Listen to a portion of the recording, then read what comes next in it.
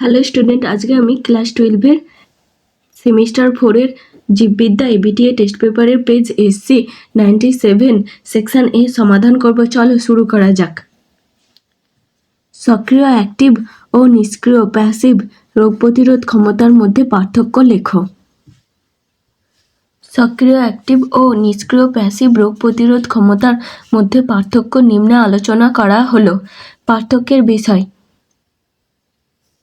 সক্রিয় রোগ প্রতিরোধ ক্ষমতা, নিষ্ক্রিয় রোগ প্রতিরোধ ক্ষমতা।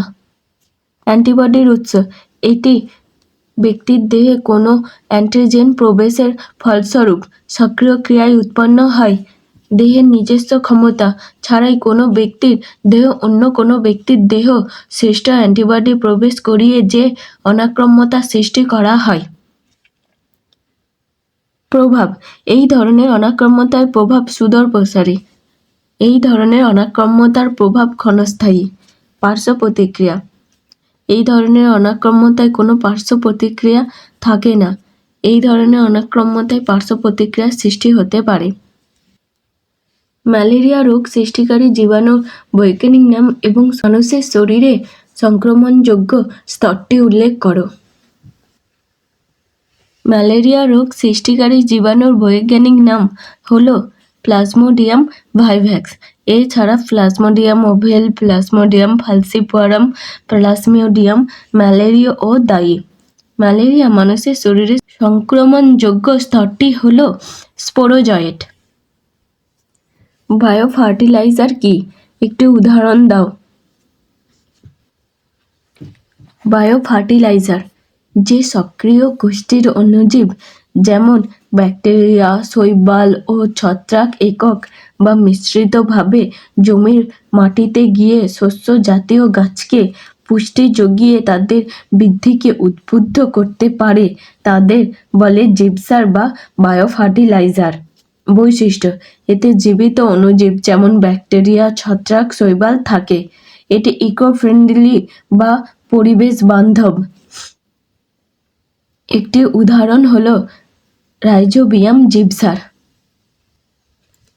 অঙ্কোজিন কি? একটি কার্সিনোজেন এর উদাহরণ দাও।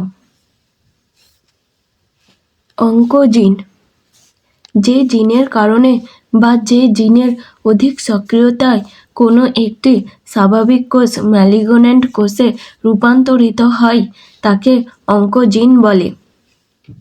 উদাহরণ: CMYC অঙ্কোজিন স্তন ও ফুসফুসের ক্যান্সারের জন্য। একটি কার্সিনোজেনের উদাহরণ হলো ইউভি রশ্মি। ভেক্টর কি? পুনঃসংযোজিত ডিএনএ প্রযুক্তিতে রিকম্বিন্যান্ট ডিএনএ টেকনোলজির ভূমিকা লেখো। ভেক্টর যে ডিএনএ অণু বিদেশী বা কাঙ্ক্ষিত জিনকে এক জীব থেকে অন্য জীবের কোষে স্থানান্তরিত করার জন্য বাহক হিসাবে কাজ করে তাকে ভেক্টর বলে। উদাহরণ: প্লাজমিড, কসমিড ইত্যাদি। পুনঃসংযোজিত ডিএনএ প্রযুক্তিতে রিকম্বিন্যান্ট ডিএনএ টেকনোলজি ভেক্টরের ভূমিকা। জিন পরিবহন: ভেক্টর বিদেশী বা কাঙ্ক্ষিত জিনকে বহন করে হোস্ট কোষে স্থানান্তর করতে সাহায্য করে। জিনের প্রতিলিপি ও প্রকাশ: ভেক্টর হোস্ট কোষে প্রবেশের পর বিদেশী জিনের প্রতিলিপি ও প্রকাশ ঘটাতে সহায়তা করে। কৃষিক্ষেত্রে জৈব প্রযুক্তির বায়োটেকনোলজির দুটি প্রয়োগের উদাহরণ দাও। কৃষিক্ষেত্রে জৈব প্রযুক্তির বায়োটেকনোলজির দুটি প্রয়োগের উদাহরণ হলো উচ্চ ফলনশীল ও রোগ প্রতিরোধী ফসল উৎপাদন। জিন প্রযুক্তির মাধ্যমে ধান, গম, ভুট্টা ইত্যাদি ফসলকে রোগ ও কীট প্রতিরোধী করে তোলা হয়, ফলে উৎপাদন বৃদ্ধি পায়। আগাছানাশক প্রতিরোধী উদ্ভিদ সৃষ্টি: গ্লিফসেট একটি আগাছানাশক।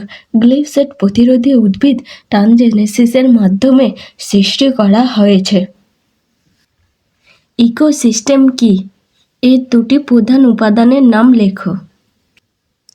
ইকোসিস্টেম কোনো একটি নির্দিষ্ট স্থানের জীবজাত উপাদানগুলি যখন পরিবেশের জড় উপাদানগুলির সঙ্গে পরস্পর আন্তঃক্রিয়া করে যার ফলে জীবগোষ্ঠীর মধ্যে শক্তি প্রবাহ ঘটে এবং পদার্থগুলি চক্রাকারে আবর্তিত হয়ে জীব ও জড় উপাদানগুলির মধ্যে যে বিশেষ তন্ত্র গঠন করে তাকে ইকোসিস্টেম বলে।